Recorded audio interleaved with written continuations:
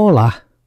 Se você chegou até aqui, talvez esteja procurando por uma história, ou talvez por uma resposta, quem sabe? A vida, meus caros, é feita de histórias.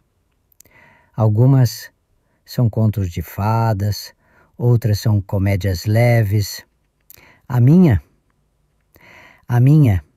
é uma daquelas que a gente demora um tempo para entender, para digerir.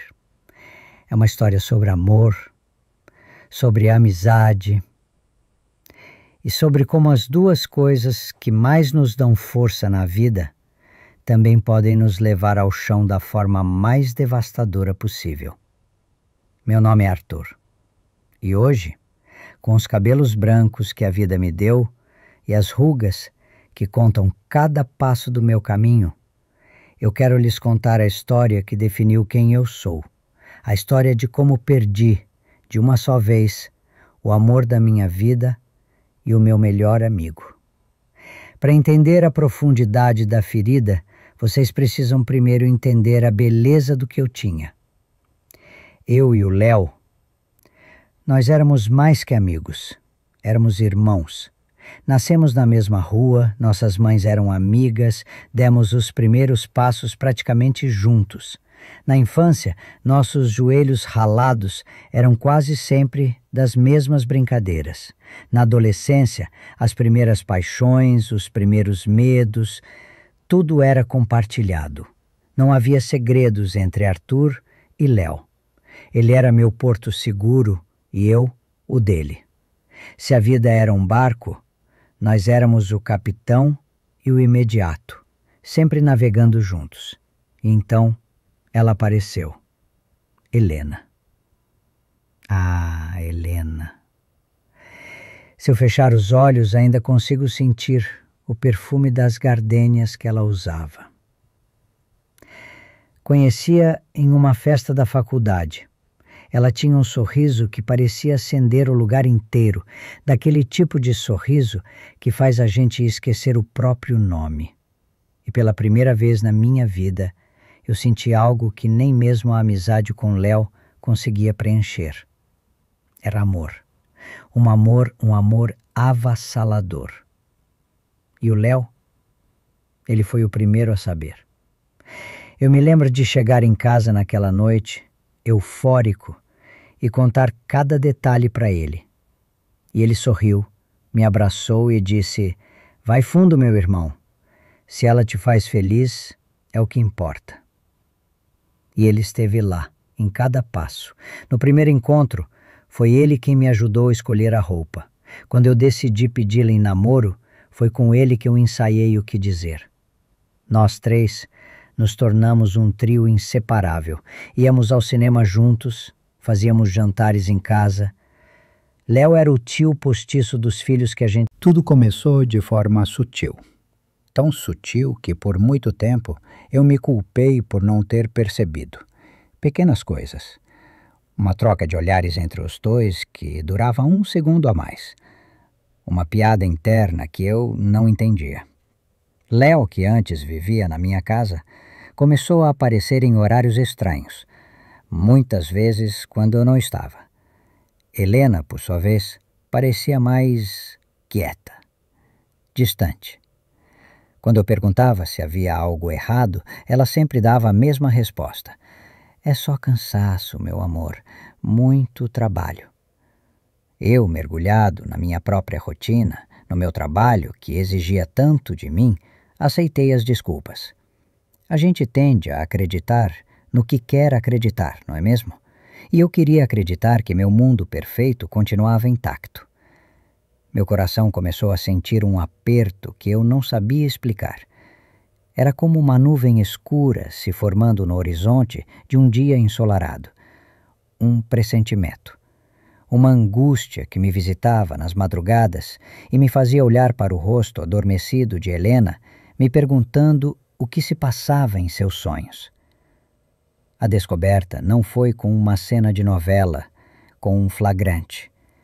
Foi pior. Foi silenciosa, fria e demolidora. Certo dia, cheguei em casa mais cedo. O carro de Léo estava parado na frente do prédio, o que era estranho, pois ele deveria estar trabalhando.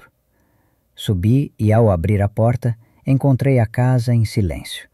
Chamei por Helena. Nada. Fui até nosso quarto e a porta estava entreaberta, e ali, sobre a nossa cama, estava um presente. Uma caixa bonita com um laço de fita. Não era meu aniversário, nem o dela, nem nenhuma data especial. Meu coração gelou. Eu me aproximei e dentro da caixa havia um colar. Um colar delicado, de prata, com um pequeno pingente de lua. Era lindo, e não era meu. Ao lado, um bilhete. A caligrafia, inconfundível.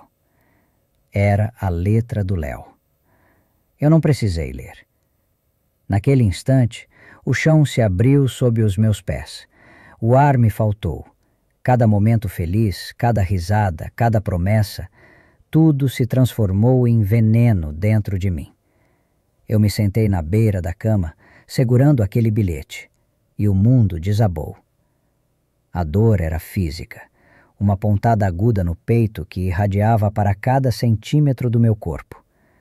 Eu ouvi a porta do apartamento se abrir e se fechar. Eram eles, voltando de onde quer que estivessem. A confrontação foi a cena mais triste da minha vida. Helena entrou no quarto primeiro, e foi então que veio a primeira virada na história, a primeira facada que tentou justificar a segunda. Léo, com a voz trêmula, disse algo que me quebrou em mais 1 milhão de pedaços. Arthur, não é o que você está pensando. A Helena, ela não estava feliz. Ela se sentia sozinha. Você só pensava no seu trabalho, na sua carreira. Eu estava aqui. Eu ouvi o que você não ouvia. Eu vi as lágrimas que você não via. Eu só tentei consolar uma amiga. As coisas saíram do controle. Naquele momento, meu coração doía por 2 motivos: a traição e a dúvida. Meu Deus, a dúvida. Será que ele estava certo? Será que eu fui o culpado?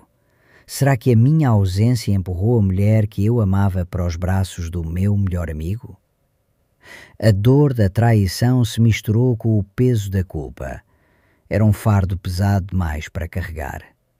Eu olhei para o El e o amigo que eu amava tinha desaparecido. No lugar dele estava a personificação da minha maior dor e talvez do meu maior fracasso. Eu pedi que ele fosse embora e ele foi, sem olhar para trás. Eu e Helena ficamos sozinhos naquele quarto, rodeados pelos escombros do nosso amor. Não havia mais nada a ser dito. Naquela noite, eu dormi no sofá. E na manhã seguinte, eu juntei minhas coisas e saí daquela casa, daquela vida, para nunca mais voltar.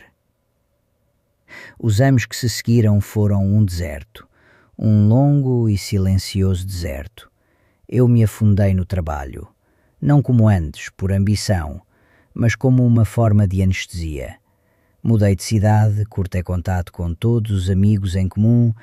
Eu precisava apagar Léo e Helena da minha existência para poder continuar respirando. A solidão era minha companheira constante. O silêncio da minha nova casa era ensurdecedor. Cada canto guardava uma memória que agora me assombrava. Eu me tornei um homem mais fechado, mais cínico. Amar de novo? Confiar em alguém de novo? Parecia impossível. Como eu poderia entregar meu coração a alguém se a última vez que fiz isso ele foi devolvido em pedaços, pisoteado por aqueles em quem eu mais confiava? O tempo, dizem, cura tudo. É mentira. O tempo não cura. O tempo nos ensina a conviver com a cicatriz. E a minha era profunda. Passaram-se quase 20 anos. 20 anos de uma vida morna, sem grandes alegrias, mas também, eu pensava, sem grandes tristezas. Eu já estava com meus 50 e poucos anos, quando um dia, recebi-o. Não senti nada, nem tristeza, nem alegria, apenas um vazio. O Léo que eu conhecia já tinha morrido para mim há 20 anos. Fui ao encontro do advogado mais por formalidade do que por interesse. Foi quando ele me entregou, além dos papéis da herança, uma quantia surpreendentemente generosa de dinheiro, um envelope pessoal, amarelado pelo tempo, com o meu nome na caligrafia dele. Eu levei aquele envelope para casa. Demorei horas para criar coragem de abrir. Sentei-me na minha poltrona, a mesma onde eu passo tantas noites refletindo, e li a última confissão do meu ex-melhor amigo. E ali, naquelas páginas, veio o segundo plot twist. A verdade nua, crua e ainda mais dolorosa. A história que ele me contou naquele dia fatídico. A história de que eu era um marido ausente e que ele apenas a consolou, era uma mentira. Uma mentira cruel, calculada para me ferir e me encher de culpa. Na carta, Léo confessava tudo. Ele confessava que era apaixonado por Helena desde o primeiro dia em que a viu, antes mesmo de eu apresentá-la a ele formalmente. Ele confessou que durante todos aqueles anos de amizade com o nosso casal, ele cultivou esse amor em segredo, corroído pela inveja. Ele confessou que não foi a Helena que o procurou, foi ele quem se aproximou, de forma sorrateira. Ele plantou as sementes da dúvida na cabeça dela. O Arthur trabalha demais, não é? Ele não te dá a atenção que você merece. Eu te entendo tão bem. Ele envenenou nossa relação por dentro pacientemente até encontrar uma rachadura. E quando encontrou, ele não hesitou. Ele escreveu que o caso deles não foi um deslize, mas algo que ele perseguiu ativamente. E que o maior arrependimento de sua vida não foi ter me traído, mas o fato de que, mesmo depois de tudo, Helena nunca o amou de verdade. Ela o deixou poucos meses depois que eu fui embora, dizendo que não conseguia viver com a culpa e que ele sempre seria a lembrança do erro dela. Léo viveu o resto da vida dele sozinho, amargurado e culpado. A herança, ele escreveu, não era um pedido de perdão, pois ele sabia que o que fez era imperdoável. Era uma tentativa, segundo suas próprias palavras, de devolver um pouco da vida que eu roubei de você. Terminei de ler a carta e as lágrimas que eu segurei por 20 anos finalmente vieram. Eu chorei. Chorei de raiva por ter carregado uma culpa que não era minha.